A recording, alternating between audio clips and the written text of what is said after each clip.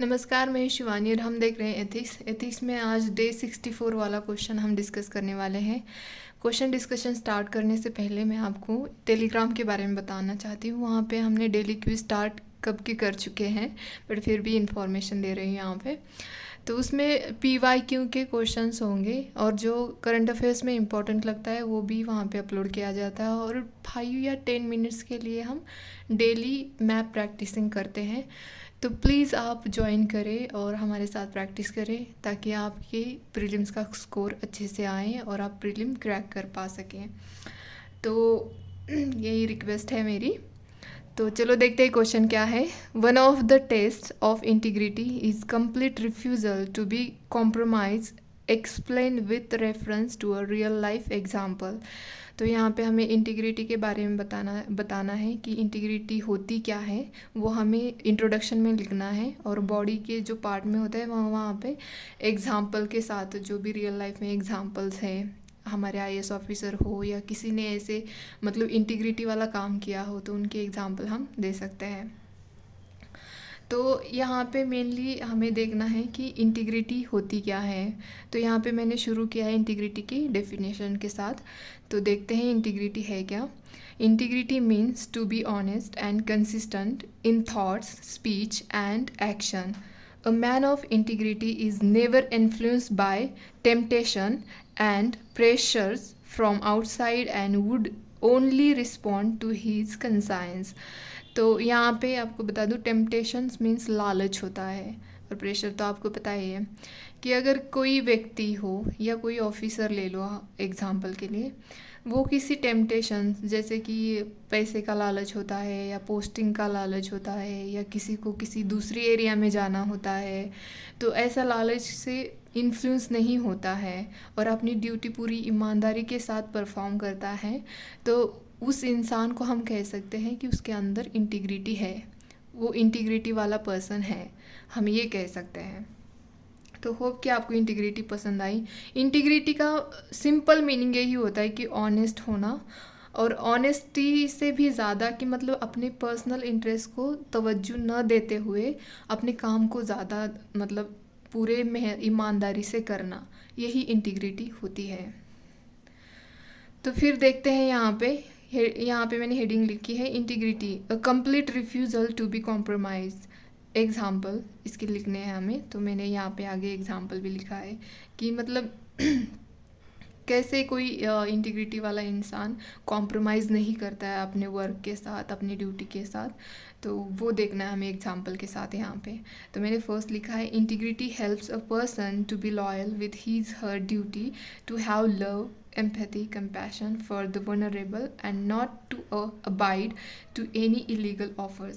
जिस इंसान के अंदर इंटीग्रिटी है ना, वो जो वनरेबल पीपल होते हैं, जैसे ट्राइबल एरिया में पीपल होते हैं या कोई पुअर रूरल एरिया ले लो, वहाँ पे भी पुअर लोग रहते हैं, उनके टूवर्ड्स वो लव, एम्पैथी, कंपैशन दिखाता हो, तो हम कह सकते हैं उसके अंदर इंटीग्रिटी है। और दूसरा ये है कि मतलब जो कोई इलीगल एक्टिविटी हो तो उसको टॉलरेट नहीं करता हो, मतलब बिल्कुल ईमानदारी के साथ उसके ऊपर मतलब जो भी इलीगल एक्टिविटी है उसके ऊपर एक्शन लेता हो, तो उसके अंदर इंटीग्रिटी है, ये हम कह सकते हैं।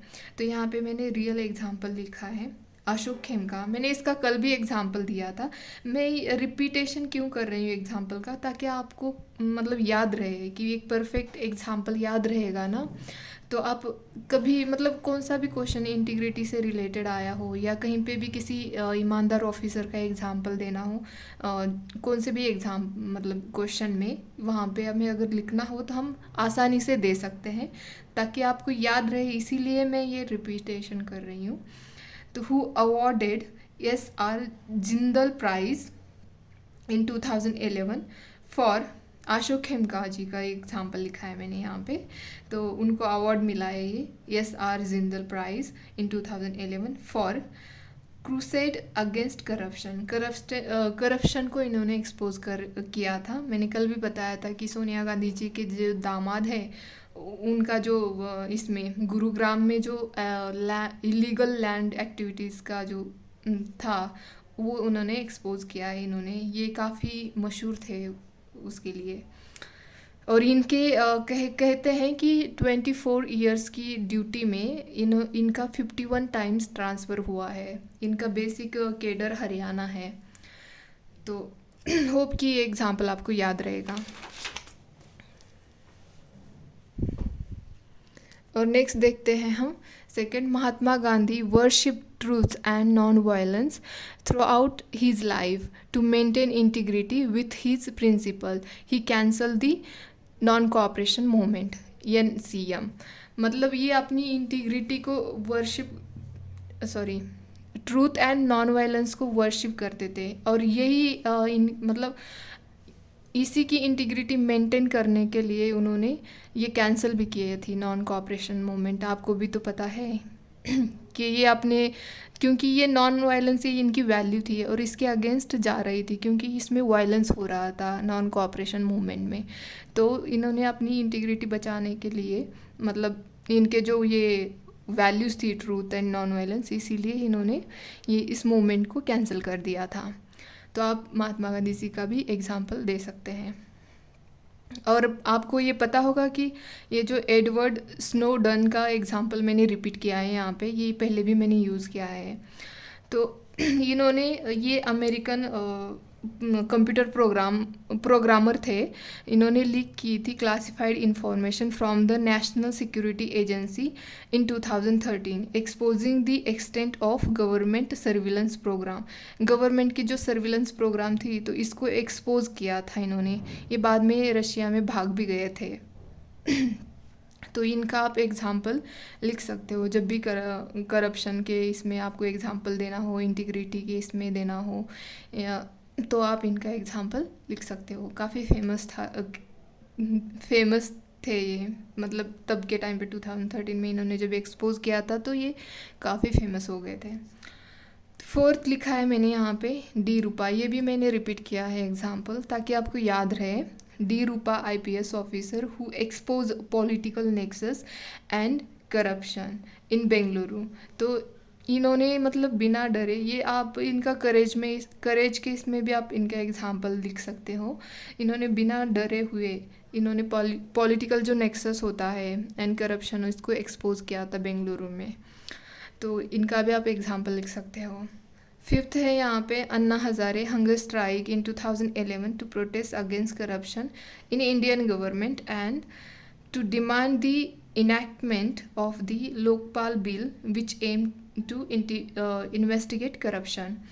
तो इन्होंने हंगर स्ट्राइक किया था ताकि जो गवर्नमेंट में जो भी करप्शन हो रहा है इसके अगेंस्ट, मतलब एक बिल था, लोकपाल बिल था, जो कि इन्वेस्टिगेट करता है करप्शन को। मतलब इसमें इसका मुख्य उद्देश्य यही है कि करप्शन को इन्वेस्टिगेट करना है। तो इसको इनैक्टमेंट करने के लिए भी इन्होंने ये हंगर स्ट्राइक किया था। तो लास्ट में मैंने यहाँ पे कंक्लूड किया है, in all these about cases the individual refuse to compromise their principle and values. It's priceless reward is peace of mind and true dignity. तो यहाँ पे मैंने ये कंक्लूड कर दिया है। होप कि आपको ये डिस्कशन अच्छा लगे। अगर अच्छा लगता है तो प्लीज़ लाइक शेयर सब्सक्राइब करें। अगर आपकी कोई भी क्वेरीज है वो मुझे कमेंट बॉक्स में पूछ सकते हैं। धन्यवाद।